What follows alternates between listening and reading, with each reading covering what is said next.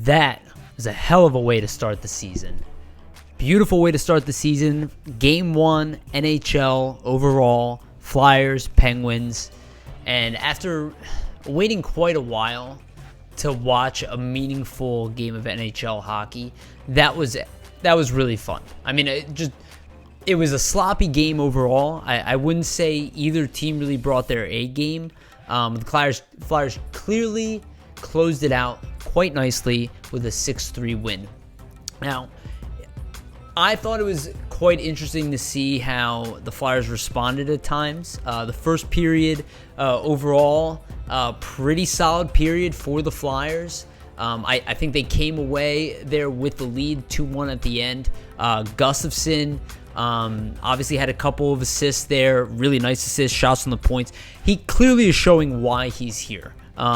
It's obvious why he was brought here. We have a problem with the power play, and this was the biggest issue, was getting shots through, or one of the biggest issues, and Ghost was having an issue with that. Provorov is really good at it, but again, you had one guy doing it at that level, where Ghost used to be the guy who kind of added that as well. Sanheim has that ability. Myers has somewhat of ability to do that as well, at least so far in their early career.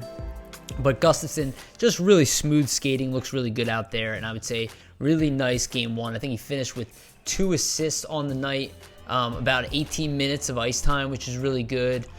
He had the 2 minutes of power play time. There were a lot of penalties in this. It was just a sloppy game overall, and I think both teams need to kind of go back and revisit aspects of this game. But I do think it was a nice game by Gustafsson. Braun, I thought, looked really solid, especially early on physically.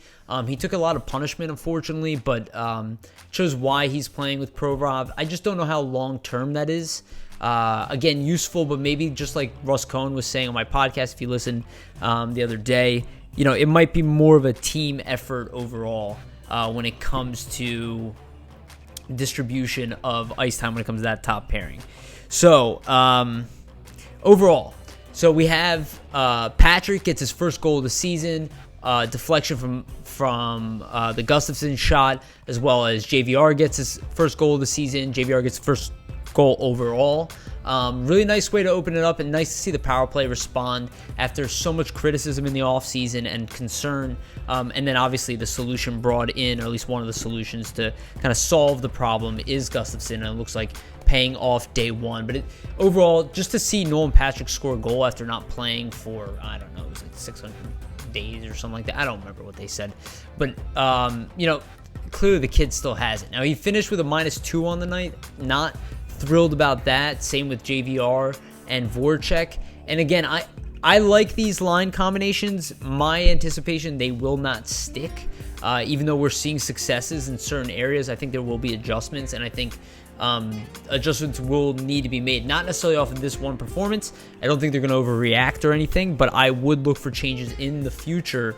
I wouldn't expect any of these things to stay. Having said that, really nice success overall. I mean, especially going into the second period, the Flyers didn't play very well, but still came out with a lead. And, the story of the night, let's be honest, ended up being Joel Farabee. 1 goal, 3 assists on the night. That line of Giroux, Hayes, and Farabee, they just played really well together.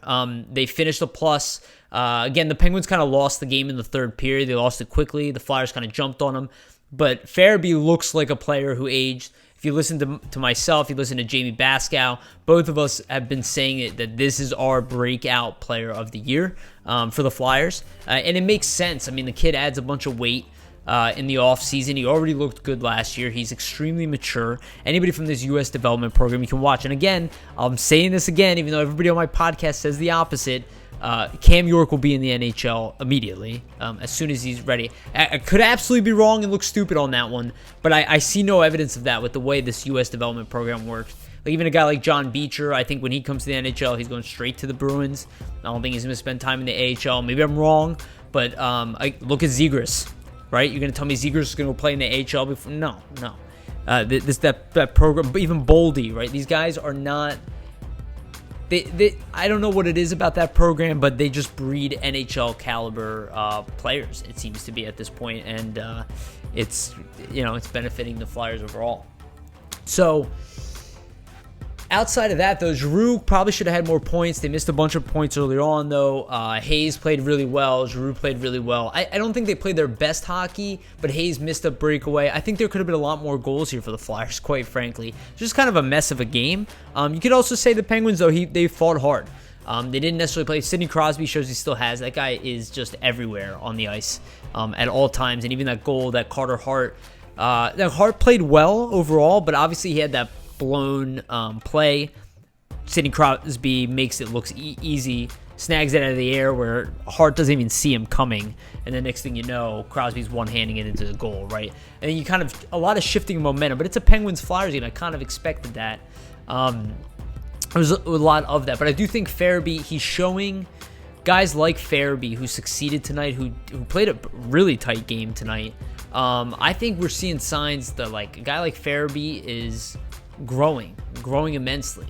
And I made calls to Simone Gagne. Again, I'm looking at that type of impact of player. He won't be the same type of player by any sense. He'll be more physical. He's not going to be as fast. Hopefully, he can be that same level of goal scorer, but realistically, maybe he's more than a 30 goal scorer rather than a 40 goal scorer. But we'll see. I think he has a chance of being a 40 goal scorer as well.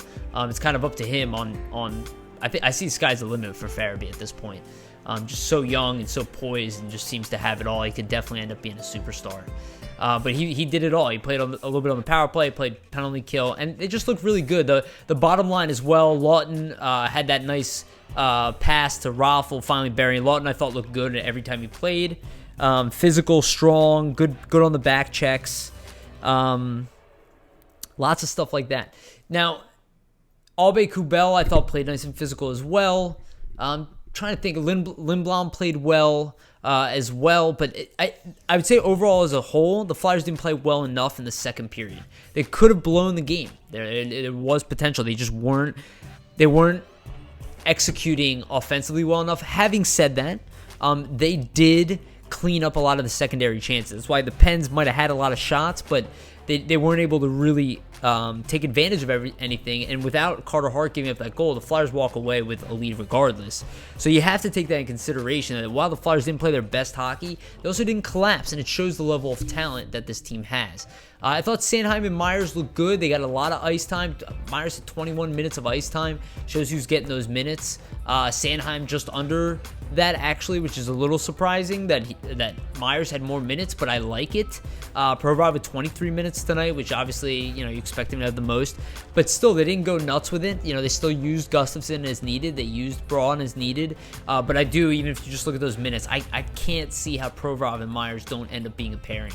And that they put maybe Braun with Sanheim to some degree. I just don't know how you don't try that as a top pairing at some point, but should be interesting. Now, Carter Hart I thought looked good. He had pretty good numbers. I mean, he had a .912 save percentage. So, again, outside of that one mistake he made, I think he played a strong game. So, not really concerned in any sense. I just think he could have played better, but I could say that about pretty much everybody on the team. And especially that third line. I mean, they broke down defensively, but it's not just them. There were other breakdowns defensively. Sean Couturier, so that top line did look strong, but they didn't stick out enough. They looked okay. They got outplayed by the second line, I'd say, to some degree. They all played well on their own, and they scored a goal late. They look good, I just don't know if I see that engine roaring quite yet. I see them kind of working up. Maybe they'll stick with the lines and this is everything that works, but I do imagine there'll be more tweaks as we move forward. But the level of depth, I think it's a little too much for a team like the Penguins to compete with on a nightly basis. I do think it's something they can compete with, somewhat regularly. I think the Penguins are a good team. I think putting them as favorites to win the Cup is absolutely it's asinine. And it shows that you don't understand the talent switch in the division, or you weren't paying attention over the past 12 months.